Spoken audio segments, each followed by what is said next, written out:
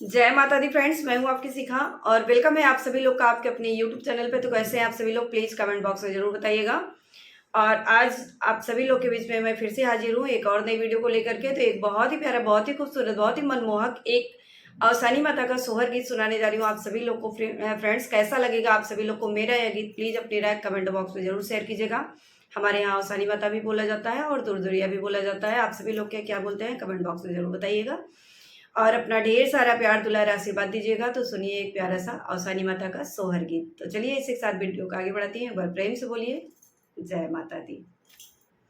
गली गली घूमैया वैसानी मैया, हथवा पियरियाली है, हथवा कुबरियाली है हो बहिनी से केहू होते यही नगरिया। त हम का बोलऊ तई, त हम का बोलऊ तई हो बहिनी से केहू होते यही नगरिया। त हम का बोलऊ तई, त हम का बोलऊ तई हो। गली गली घूमैया वैसानी मैया, हथवा पियरियाली है, हथवा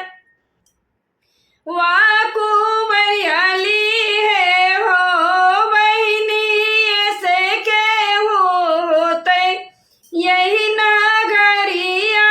त हम का बोलऊ तई, त हम का बोलऊ तई हो। भीतरा से निकरी शिखारानी मैया से यार जी करे, माई से यार जी करे हो। माई चली चला हम रे आंगनवा, आंगनवा मोर बिराजऊ, आंगनवा मोर बिराजऊ हो। माई चली चला हमरे नगरिया, आंगनवा मोर बिराजऊ, आंगनवा मोर बिराजऊ हो। भीतरा से निकली शिखारानी माई से यार जी करे, माई से यार जी करे हो। माई चली चला हम रे नगरिया, आंगनवा मोर बिराजऊ, आंगनवा मोर बिराजऊ हो माई चली चला हमरे नगरिया, आंगनवा मोर बिराजऊ, आंगनवा मोर बिराजऊ हो। आंगने में आईया वैसानी मैया, चकर कर देख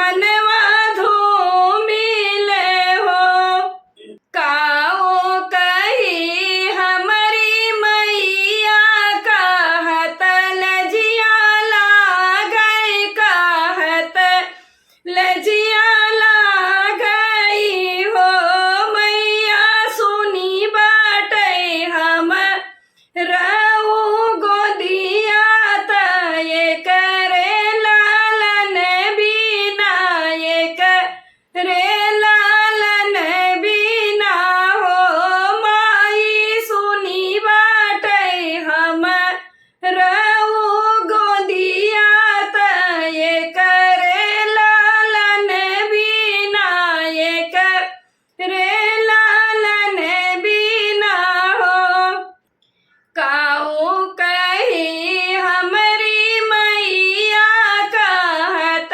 लजिया लागई कहत लजिया लागई हो माई सुनी बाटे हमारा गोदिया तय रे होरिल बिना ये करे लालन बिना हो माई सुनी बाटे हम रहू गोदिया तय करे लालन बिना ये करे होरिल बिना हो गली गली घूमैया वैसानी मैया हथवा पियरियाली है हथवा कुबरियाली है हो बहिनी ऐसे केहू होते यही नागरिया त हम का बोलऊ त हम का बोलऊ तई हो बहिनी ऐसे केहू होते यही नगरिया त हम का बोलऊ तई त हम का बोलऊ तई हो। सो जय माता दी फ्रेंड्स। तो गीत कैसा लगा आप सभी लोग को प्लीज अपनी राय कमेंट बॉक्स में जरूर शेयर कीजिएगा और अपना ढेर सारा प्यार दुलार आशीर्वाद दीजिएगा। तो मिलती हूँ नेक्स्ट वीडियो में, तब तक के लिए बाय बाय फ्रेंड्स। एक बार प्रेम से बोलिए जय माता दी।